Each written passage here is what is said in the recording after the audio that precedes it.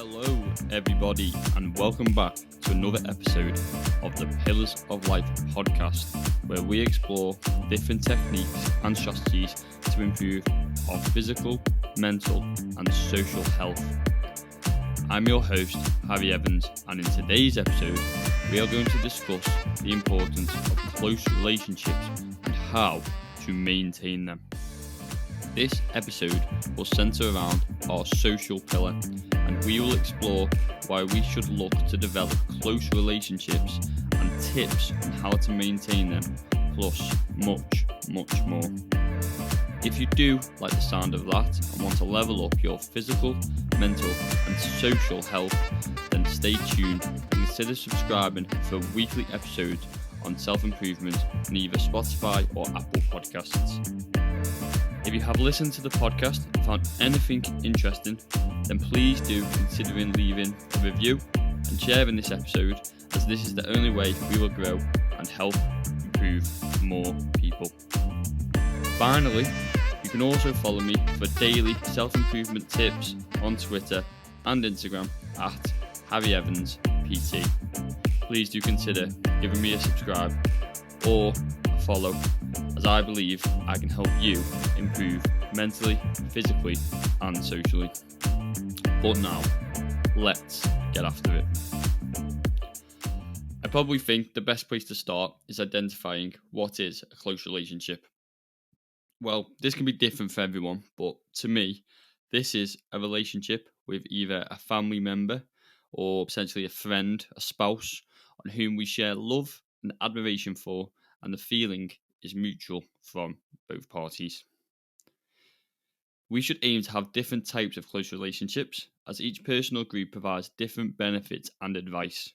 For example, your family may be more caring and nurturing and offer you financial advice for the future, whereas your friends may provide you with laughs and moments that you can cherish positively, that help you in the moment and even help you retrospectively when you look back at the memories you created. This will improve your mental well-being. A study called The Good Life by Robert Waldinger, which I hope I've said right, found good relationships lead to health and happiness. The trick is that those relationships must be nurtured. He also found that the people who stayed healthiest and lived longest were the people who had the strongest connections to others. The warmth of these connections had a direct positive impact on their health and well-being, so clearly highlighting the importance of having close relationships, not just to our mental health, but also our physical health. I think at the end of the day, humans are social creatures, and we thrive on connection and belonging. Close relationships provide us with emotional support, a sense of belonging, and a safe space to express ourselves. They contribute to our happiness, mental health, and even physical well-being, as Robert alluded to in his study. We know from research that individuals with strong relationships tend to have lower levels of stress, anxiety, and depression. They also have higher self-esteem and more resilience in the face of challenges. Close relationships provide a support system that help us navigate life's up and downs, celebrating our successes and finding comfort during those difficult times. Basically, we need other people around us to navigate us through the ups and flows of life, because as we all know, life is not a linear and happy journey sometimes. Now that we understand the importance of close relationship, I think it's best to explore some practical ways on how to maintain and nurture those relationships.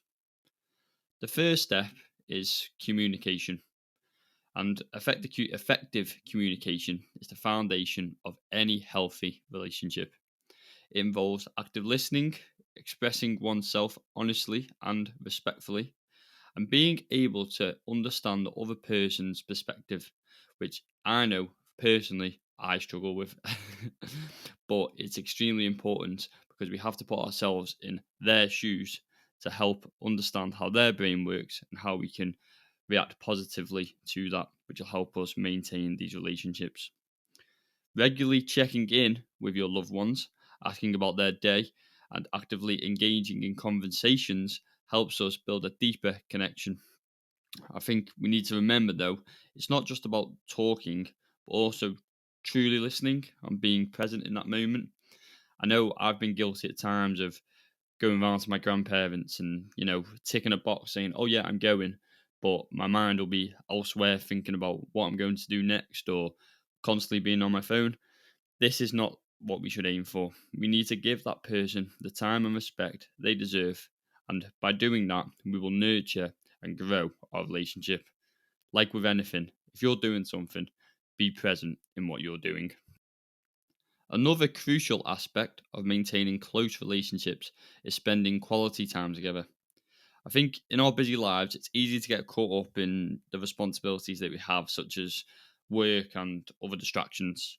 However, setting aside some dedicated time for your loved ones is essential. It could be a weekly dinner or date night, or even to go and watch a movie. I think something as simple as just going out for a walk and having that human contact or time together, not across a screen either, just physical time together, is essential. And going for a walk can be really simple and a quick, easy way to make sure you have that quality time together.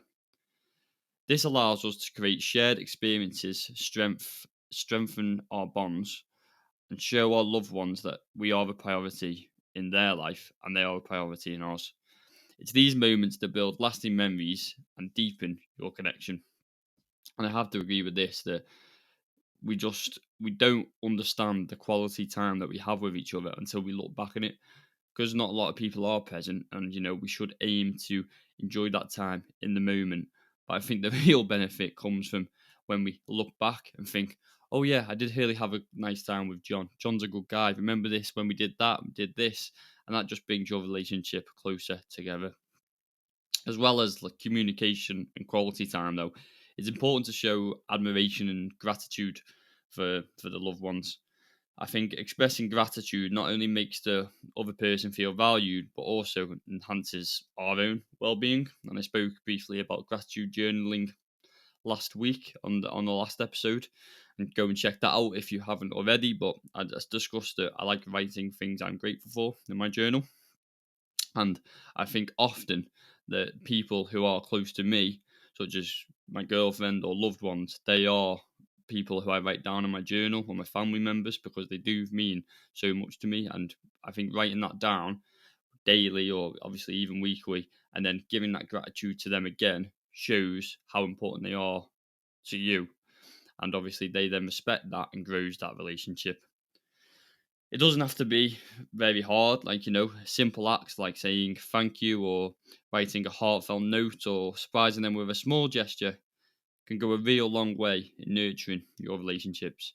And again, not to talk too much about the previous episode, but I spoke about the 6-minute diary that I use to journal, and they have you write down on your night input your good deed of the day. And I think if we can build that habit of doing a good deed every day for others, we become a better human being. But by default, we also grow the relationships with other people because we're being kinder to them. And people respect kinder people. They want to be around these sorts of people. I think while we're on the topic, though, it is important to remember that relationships are a two-way street. It's crucial to be supportive and understanding of our loved ones, and their needs and aspirations, and celebrate their success, offer a helping hand during challenging times, and be a reliable source. And you will create a relationship that's long lasting and has a good, strong foundation. It's important to embrace vulnerability in our relationships, opening up and sharing your thoughts, fears, dreams, and this allows for deeper connections. Vulnerability fosters trust and intimacy, creating an environment where both parties feel safe to be their authentic self. Remember, building and maintaining close relationships is an ongoing process. It requires effort, patience, and understanding, but the rewards are immeasurable. A support system that uplifts you, celebrates you, and saddens by you thick and thin. I think that on that last point, though, yes, we have to be vulnerable and intimate when we are building these relationships. But remember, as I said, it's a two-way street. So If you're putting a lot of effort in with somebody to have a close relationship and do not feel that this is reciprocated, then it's okay to let go of friends. I've spoke today about building close relationships, but unfortunately, not every relationship is going to be a close one. If you do not feel you're getting the most out of a relationship, whether that be with a friend, family member, spouse, then unfortunately, sometimes you have to let go of people, and that's okay. Don't feel like that's wrong or you're doing an injustice. Just remember though, you do need a support circle, and it's good to express it with other people. Talk to other people and maintain those relationships with the people you love.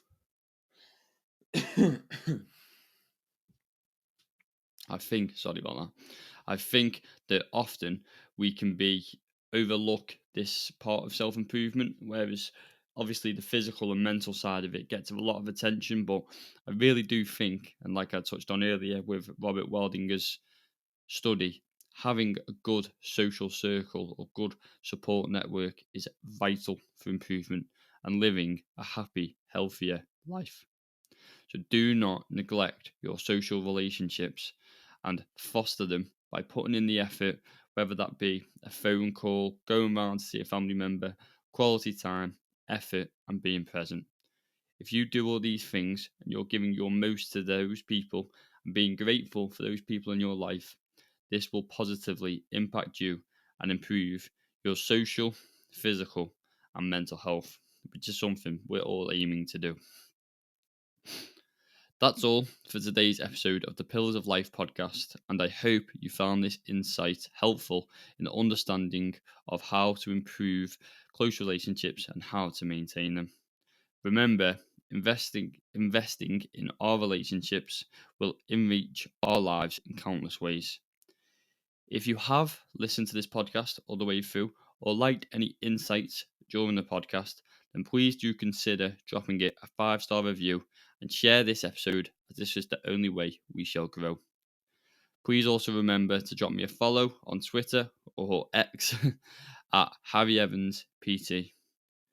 This has been fantastic, and I shall see you next week for another episode of the Pillars of Life podcast.